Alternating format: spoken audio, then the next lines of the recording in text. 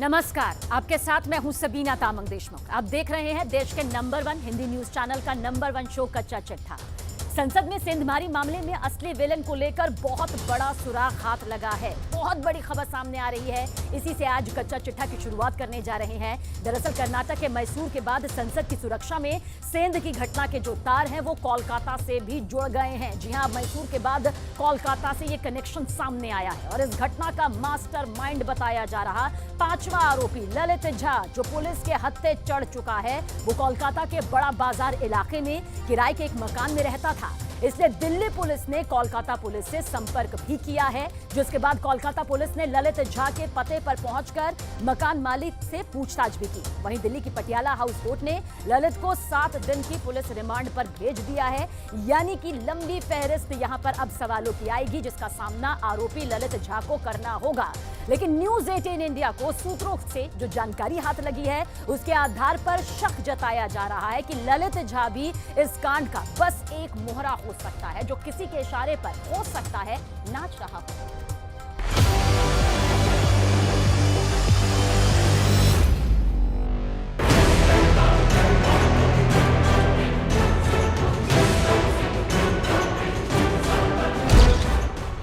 नाम ललित झा, आरोप संसद में हंगामे की साजिश का मास्टरमाइंड।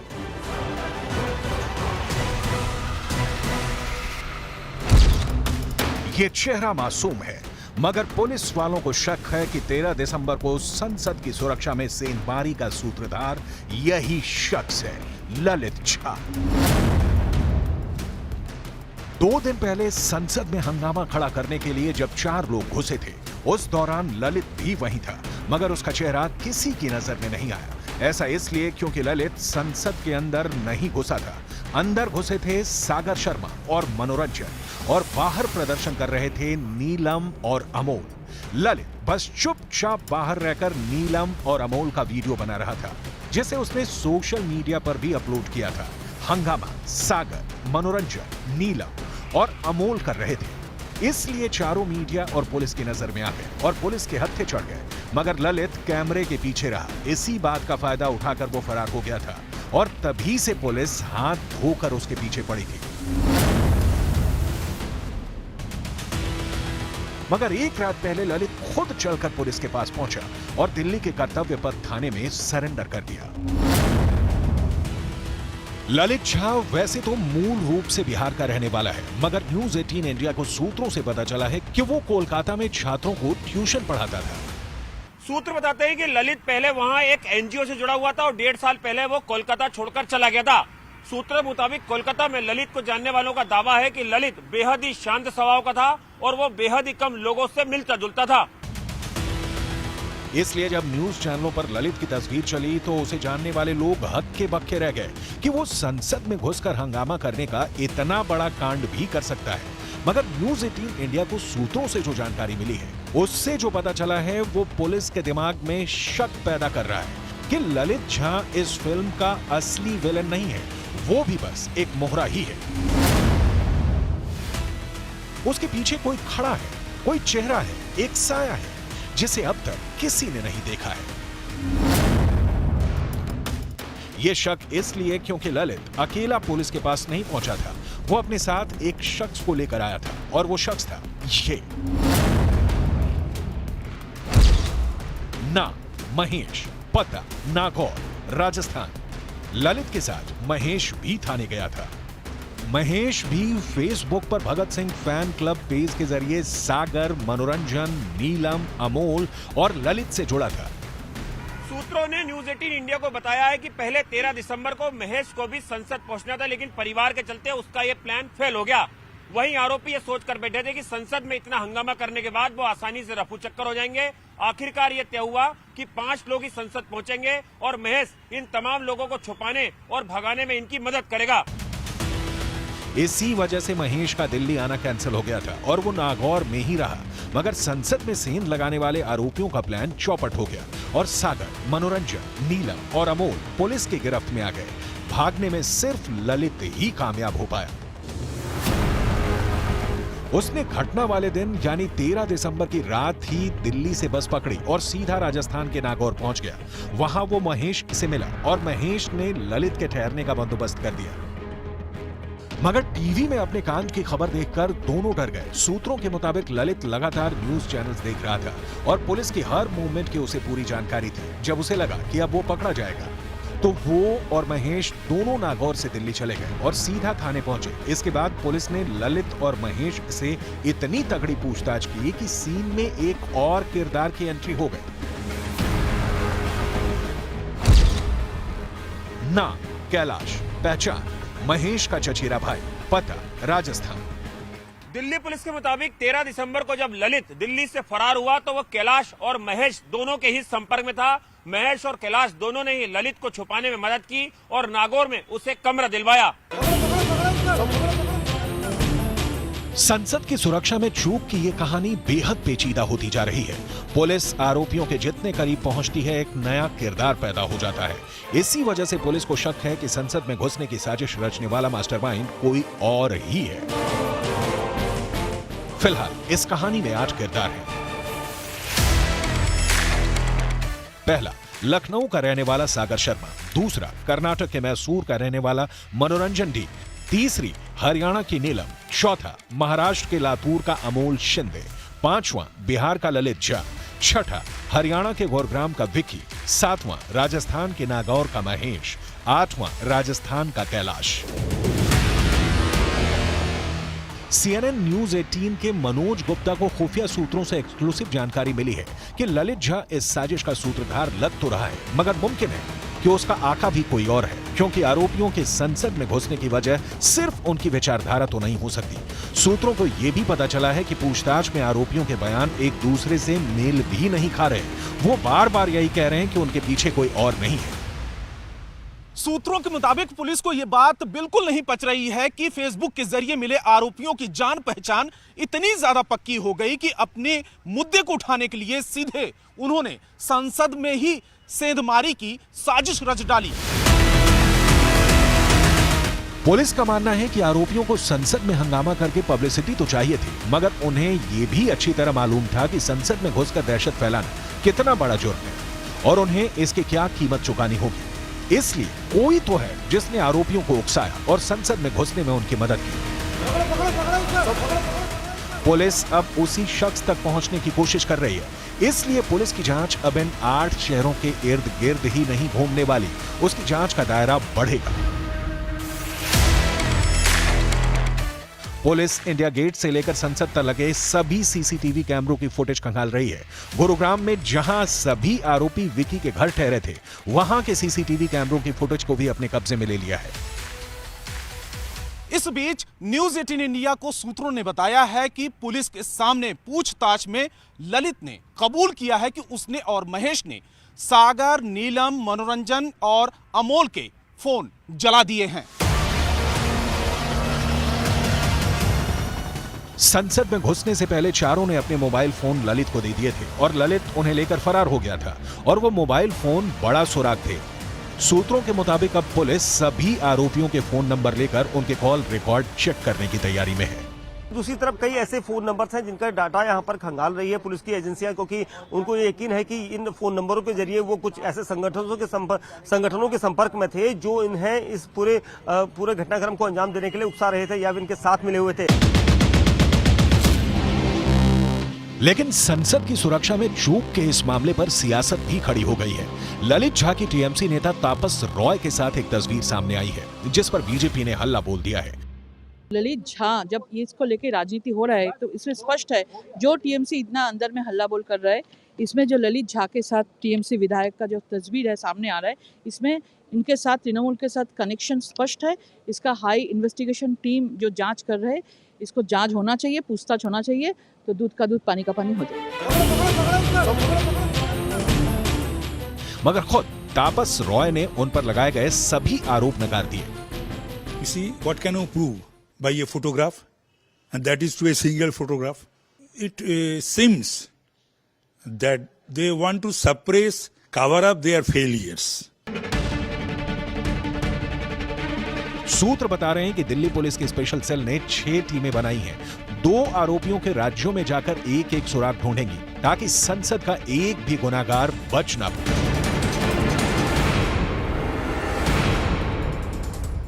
देखिए, पीओके में बड़ा होने वाला है, ये प्रश्न चिन्ह आपको नजर आ रहा होगा। आज जिसका खुलासा हम करेंगे। आज पीओके एक बार फिर पूरी दुनिया में ट्रेंड कर रहा है। सुप्रीम कोर्ट के फैसले और संसद में गृह मंत्री अमित शाह के बयान के बाद पड़ोसी मुल्क पाकिस्तान को 440 वोल्ट का जोर का झटका बेहद जोर से लगा है।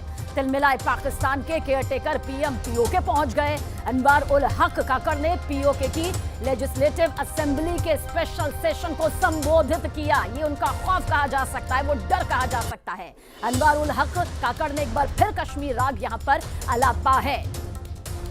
तो देखिए, साफ है कि भारत की सरकार ने जो जो मैसेज दिया, जो जो बड़ा संदेश दिया, उसे पीओके ने पढ़ लिया। पीओके की सीटों का रिजर्वेशन पाकिस्तान के प्रधानमंत्री के लिए फ्रस्ट्रेशन बन गया है। सवाल यह है कि पीओके में क्या कुछ बहुत बड़ा होने वाला है?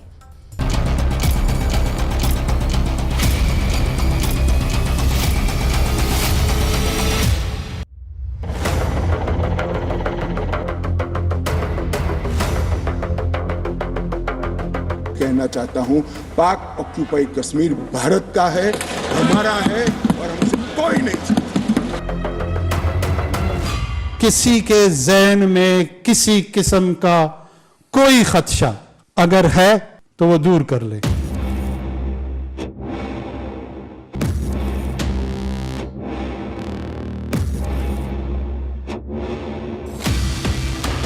इस देश का कश्मीर से लेकर कन्याकुमारी और द्वारका से लेकर नॉर्थ ईस्ट तक हर व्यक्ति का कश्मीर है और हर कश्मीरी का देश है। जब तक कश्मीर का इशू रिजॉल्व नहीं होगा, तकमील पाकिस्तान हो ही नहीं सकता।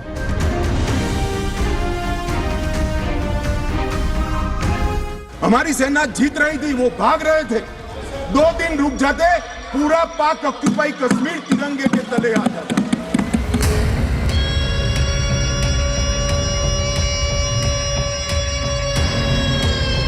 तीन मर्तबा पाकिस्तान पे कश्मीर की वजह से जंग तोपी गई जो हमने लड़ी है।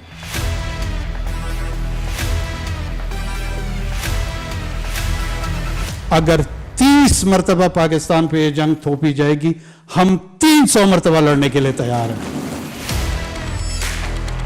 इसी को कहते हैं तन पर नहीं लगता, पान खाए अलबत्ता।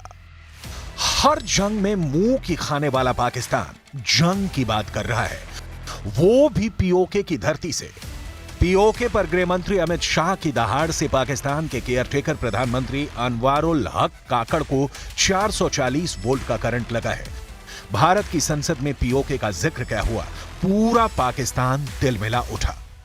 जब तक कश्मीर का इशू रिजॉल्व नहीं होगा, तकमील पाकिस्तान हो ही नहीं सकता। तख्लीक पाकिस्तान हो चुका है, तख्लीक पाकिस्तान हुआ है, 7 दिहाइयां उसको गुजरी हुई हैं, तकमील पाकिस्तान होने जा रहा है। थोथा चना बाजे खना, यानी असमर्थ सिर्फ बड़ी बड़ी बातें ही करता है। पीओके पहुंचकर अनवर उल हक काकड़ ने भी वही काम किया है। संसद से गृह मंत्री ने जो मैसेज दिया है उसे पाकिस्तान ने पढ़ लिया है। पीओके की सीटों का रिजर्वेशन पाकिस्तान के हुक्मरानों के लिए फ्रस्ट्रेशन बन गया है। जैसे गीदड़ की मौत आती है तो वो शहर की तरफ भागता है, ठीक वैसे ही पाकिस्तान के पीएम अनवर उल हक काकड़ भागे भागे पीओके के मुजफ्फराबाद पहुंच गए। यहां पीओके में लेजिस्लेटिव असेंबली में स्पेशल सेशन के नाम पर 8 आंसू बहाने लगे। सबको ये यकीन दिलाता चलूं, मैं आज हाजिर यही हुआ हूं और इसी वजह से हुआ हूं। पाकिस्तान की चाहे फौजी क़यादत है, पाकिस्तान की चाहे सियासी क़यादत है, पाकिस्तान की इंटेलिजेंशिया है, कोई भी ऐसा फर्द जिसका असर पॉलिसी मेकिंग में है, उसके जहन में कोई कंफ्यूजन नहीं है। चूहे की जाया बिल ही खोदता है। कश्मीर को लेकर जो काम जिन्ना ने किया, जो काम पाकिस्तान के सभी वजीर आजमों ने किया, वही काम अब अनवर उल हक काकड़ कर रहे हैं। काकड़ ने भी फिर वही फर्जी राग अलापा है जो पाकिस्तान बरसों से कहता आ रहा है। पाकिस्तान वकील है, लेकिन इस मुकदमे में उसको अपने आबा व अजदाद के हिस्से में जो जायदाद आई है उसका मुकदमा लड़ रहा है। ये मेरी अपनी जमीन का मुकदमा है, ये मेरे अपने लोगों का मुकदमा है। अनवारुल हक काकड़ के इस खींच से साफ हो गया है कि भारत की संसद में पीओके को लेकर जो बुलंद आवाज उठी, उसकी गूंज एलओसी के उस पार पाकिस्तान में सुनाई दी। ना सिर्फ सुनाई दी, बल्कि पाकिस्तान के हुक्मरानों की नींद हराम हो गई। तिल मिलाए पाकिस्तान के केयरटेकर प्रधानमंत्री अनवारुल हक काकड़ पीओके को लेकर दावा करने मुजफ्फराबाद पहुंच गए। किसी के ज़हन में किसी किस्म का कोई खदशा अगर है तो वो दूर कर ले, वो कश्मीर में भी दूर कर ले, वो पाकिस्तान में भी दूर कर ले, और वो श्रीनगर और बारामूला में भी दूर कर ले। सुना आपने, इससे ही कहते हैं झूठ के पांव नहीं होते। झूठा एक बात पर स्थिर नहीं रहता। कश्मीर को लेकर यही हाल पाकिस्तान का है। पीओके यानी पाक अधिकृत कश्मीर, जिसे पाकिस्तान आजाद कश्मीर का नाम देता है, वो ना तो कभी पाकिस्तान का हिस्सा था और ना ही कभी होगा। पाकिस्तान कश्मीर घाटी के जिस हिस्से पर अवैध कब्जा करके बैठा है, उस पर हिंदुस्तान की सरकार का स्टैंड एकदम क्लियर है। देश का कश्मीर से लेकर कन्याकुमारी और द्वारका से लेकर नॉर्थ ईस्ट तक हर व्यक्ति का कश्मीर है और हर कश्मीरी का देश है। क्या बात कर रहे हैं आप? पूरी दुनिया को पता है कि पाकिस्तान की टाट उलट चुकी है। पीओके के लोगों को पता है कि पाकिस्तान के हुक्मरान आवाम को आतंक के जख्मों के सिवा और कुछ नहीं दे सकते। आम लोगों का पेट भरना पाकिस्तानी सरकार के बूते की बात नहीं, लेकिन सपना पूरे कश्मीर का देखता है। गृह मंत्री अमित शाह ने संसद में कहा कि पीओके भारत का हिस्सा था, हिस्सा है और हिस्सा रहेगा। जिसको जो बोलना है वो बोले। इस सदन में बोला हुआ शब्द इतिहास बनता है। मैं आज फिर से कहना चाहता हूं, पाक ऑक्यूपाई कश्मीर भारत का है, हमारा है और हमसे कोई नहीं सकता। यह किसी से छिपा नहीं है कि पीओके में पाकिस्तान अपनी जबरिया हुकूमत चलाता है। 75 साल से पाकिस्तान पीओके पर कुंडली मारकर बैठा है, लेकिन अब उसको खौफ सता रहा है। पीओके के हाथ से जाने का खौफ। वजह है जम्मू कश्मीर के साथ साथ पूरे पीओके को लेकर मोदी सरकार के सख्त तेवर। पाकिस्तान के केयरटेकर पीएम अनवारुल हक के पीओके पहुंचने के पीछे पाकिस्तान की घबराहट भी साफ नजर आ रही है। अनुच्छेद 370 पर सुप्रीम कोर्ट का फैसला आने के बाद गृह मंत्री अमित शाह ने राज्यसभा में दो टूक कहा था कि पीओके हमारा है और हमेशा हमारा ही रहेगा। इसे सुनकर पाकिस्तान का कलेजा काम किया। डर सता रहा है कि कहीं पीओके भी उसके हाथों से ना चला जाए। दरअसल अनुच्छेद 370 के हटने के बाद घाटी में आतंक फैलाने के पाकिस्तान के मंसूबों पर पानी फिरता जा रहा है। आतंकी घटनाएं लगातार कम होती जा रही हैं और पत्थरबाजी का तो जैसे अंत ही हो गया है। ऊपर से रही सही कसर मोदी सरकार के जम्मू कश्मीर आरक्षण संशोधन विधेयक और जम्मू कश्मीर पुनर्गठन संशोधन बिल ने पूरा कर दिया है। जम्मू कश्मीर विधानसभा में पहले 107 सीटें थी। नए बदलावों के बाद सीटें बढ़कर 114 हो गई हैं। जम्मू और कश्मीर विधानसभा में पहले जम्मू की 37 सीटें थी। जम्मू की सीटें बढ़कर अब 43 हो गई हैं। वहीं विधानसभा में कश्मीर से 46 सीटें थी, जो बढ़कर अब 47 हो गई हैं। पीओके की 24 सीटों को आरक्षित रखा गया है। पाकिस्तान में लाहौर से लेकर इस्लामाबाद तक अमित शाह के पीओके वाले बयान को सुना गया है। पाकिस्तान की आवाम में मोदी सरकार के जम्मू कश्मीर पर लिए संकल्प की चर्चा हो रही है, क्योंकि 5 अगस्त 2019 को अनुच्छेद 370 को हटाकर मोदी सरकार ने जम्मू कश्मीर को लेकर जो गारंटी दी थी, उस पर सुप्रीम कोर्ट ने भी अपनी मुहर लगा दी है। धारा 370 को लेकर सुप्रीम कोर्ट के फैसले से साफ है कि धारा 370 को हटाने का फैसला पूरी तरह संवैधानिक है। जम्मू कश्मीर भारत का अभिन्न हिस्सा है। भारत में विलय के बाद जम्मू कश्मीर के पास आंतरिक संप्रभुता का अधिकार नहीं है। सवाल है कि क्या भारत पीओके को वापस हासिल करने की तैयारी कर रहा है? भारत की संसद में अमित शाह के एक से बढ़कर एक विस्फोटक बयानों के क्या मायने हैं? गृह मंत्री अमित शाह की पीठ थपथपाते नरेंद्र मोदी की यह तस्वीर 5 अगस्त 2019 की है। मोदी के विरोधियों ने कहा कि मोदी ने बहुत बड़ा रिस्क ले लिया है, कश्मीर की सियासत का पूरा नक्शा बदल दिया है।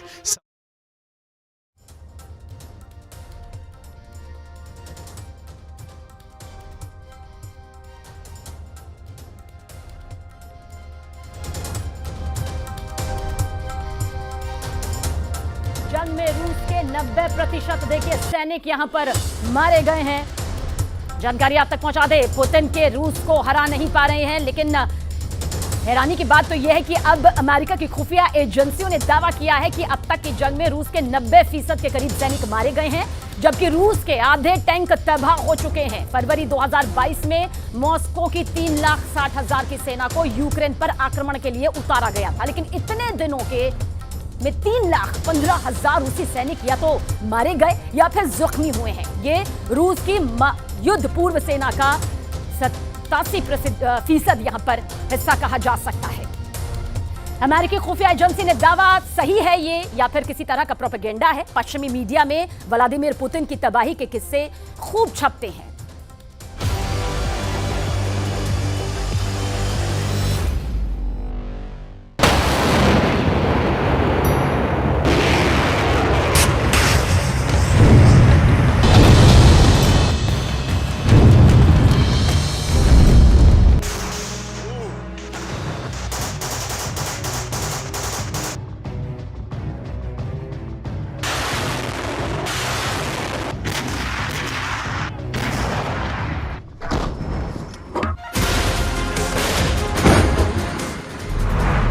मारे गए 90% सैनिक, 600 दिन बाद पुतिन की हार।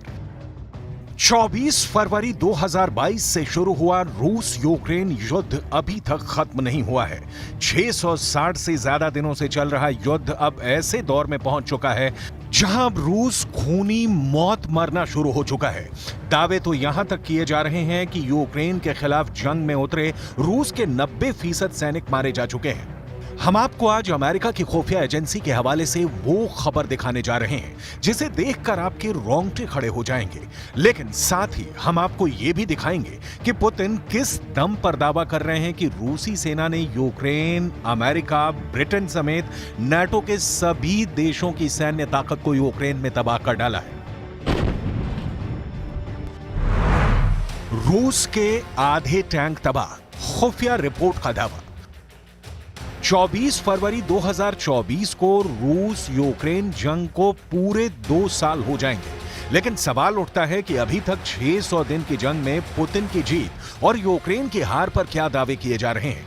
अगर रूस के दावों को माने तो पुतिन का रूस यूक्रेन के 35 से 40% इलाके जीत चुका है, लेकिन अब अमेरिकी इंटेलिजेंस एजेंसियों ने जो खुफिया जानकारी के आधार पर दावा किया है वो हैरान करने वाला है। जरा देखिए कैसे पुतिन के हारने के दावे किए जा रहे हैं। अमेरिकी इंटेलिजेंस एजेंसियों की खुफिया रिपोर्ट के मुताबिक 600 से ज्यादा दिन की जंग में रूस के 90% के करीब सैनिक मारे जा चुके हैं। यहां तक कि रूस ने यूक्रेन के खिलाफ जिस तरह से व्यापक टैंक युद्ध शुरू किया था, उसे भी यूक्रेन सेना ने नाटो और अमेरिका से मिली एंटी टैंक मिसाइलों के जरिए तबाह कर डाला है। दावा तो यहां तक किया जा रहा है कि यूक्रेन ने 600 दिन से ज्यादा की जंग में रूस के आधे टैंक तबाह और बर्बाद कर दिए हैं। अमेरिकी इंटेलिजेंस एजेंसियों के इस खुफिया रिपोर्ट को रूसी जनरल और कमांडर बकवास बता रहे हैं, जबकि यूक्रेन के राष्ट्रपति ज़ेलेंस्की इसे यूक्रेनी सैनिकों की बड़ी जीत बता रहे हैं। लेकिन सवाल उठता है कि अगर रूस के 90% के करीब सैनिक मारे जा चुके हैं, तो फिर यूक्रेन अपने इलाकों को रूस के कब्जे से छुड़ा क्यों नहीं पा रहा है?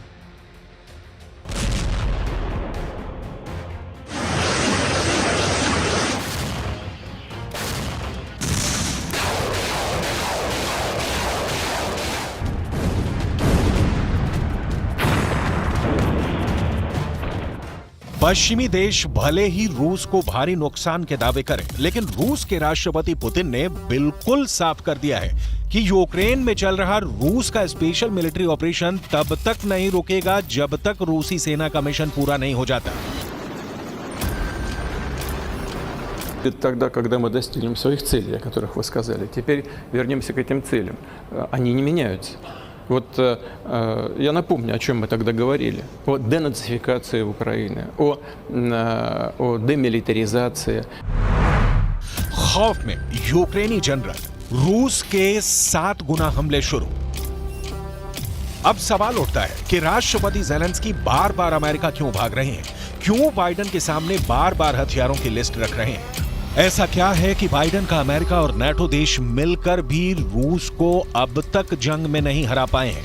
हम आपको यूक्रेनी सेना के लेफ्टिनेंट जनरल सेरही नएव की वो रिपोर्ट दिखाने जा रहे हैं जिसमें यूक्रेनी जनरल ने साफ माना है कि रूस के हमले कम होने की बजाय बेहद तेज हो चुके हैं।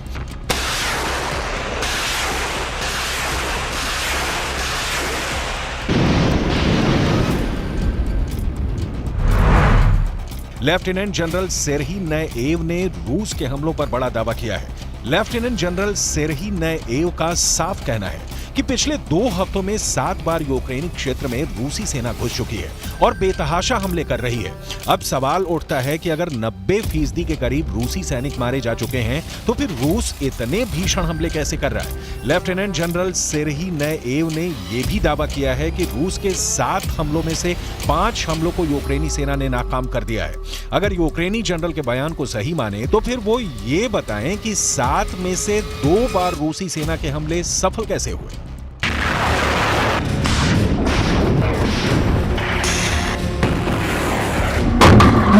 Результат і для України, для всієї Європи. Ще один крок до свого повноправного членства України в ЄС. Я дякую всім, хто підтримав, виконав саме те, про що ми домовлялись. Дякую всім в Україні, нашій команді. मारे गए 90% सैनिक 600 दिन बाद पुतिन की हार। 4 करोड़ 10 लाख आबादी वाला यूक्रेन 600 से ज्यादा दिनों से रूस का मुकाबला कर रहा है, लेकिन लगता है कि यूक्रेन अब जीत के दोबारा से झूठे दावे करने लगा है, क्योंकि रूस के ताजा हमलों से यूक्रेन के साथ साथ नेटो तक खौफ में आ चुका है। राष्ट्रपति पुतिन ने यूक्रेन की राजधानी कीव पर पूरी तरह से कब्जा करने के लिए अपनी घातक फौजों के सबसे बेहतरीन 2 लाख लड़ाके सरहद पर भेजना शुरू कर दिए हैं। ऐसे हालातों को देखकर लग रहा है कि पुतिन पूरे यूक्रेन पर कब्जा करने जा रहे हैं। लेकिन वहीं दूसरी तरफ अमेरिकी खुफिया एजेंसियों ने रूसी सेना की तबाही के जो दावे किए हैं वो गले नहीं उतर रहे। भले ही अमेरिका की एजेंसियां दावा करें कि रूस के 90% के करीब सैनिक मारे गए हैं या फिर घायल हुए हैं, लेकिन इस दावे पर यकीन करना मुश्किल है। जरा देखिए अमेरिका की खुफिया एजेंसियों के हवाले से क्या आंकड़े जारी किए गए हैं। रूस के आधे टैंक तबाह, खुफिया रिपोर्ट का दावा।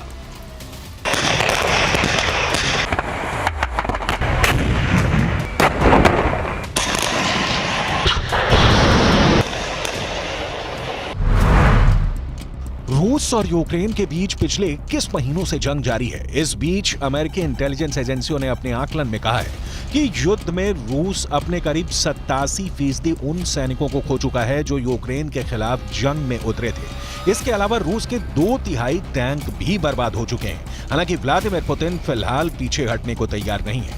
फरवरी 2024 में जंग को शुरू हुए 2 साल पूरे हो जाएंगे। पुतिन का साफ कहना है कि रूस किसी भी कीमत पर जंग से पीछे नहीं हटेगा। हालांकि अमेरिकी जानकारों का यह भी मानना है कि इस जंग में यूक्रेन को कोई बढ़त मिलने वाली नहीं है। लेकिन वहीं दूसरी तरफ अमेरिकी खुफिया एजेंसियों ने रूस की तबाही के जो आंकड़े जारी किए हैं वो हैरान करने वाले हैं।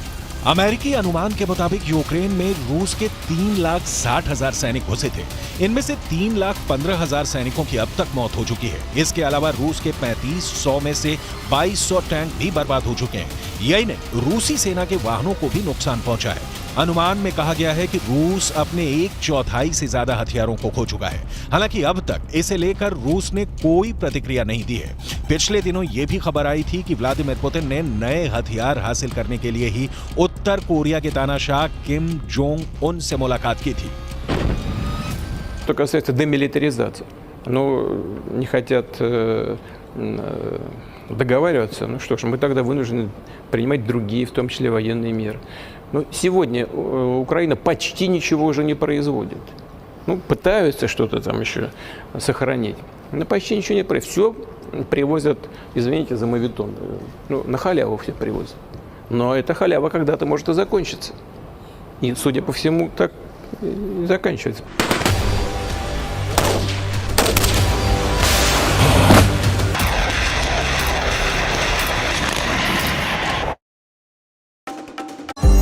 जन्मभूमि ममपुरी सुहावनी, उत्तर दिशी बहसरजू पावनी, अयोध्या करोड़ों की आस्था का केंद्र, भव्य राम मंदिर का दिव्य स्थल, इस पुण्य भूमि पर होगा सबसे बड़ा उत्सव। अयोध्या में तय है श्री राम महापर्व। सिर्फ News 18 इंडिया पर।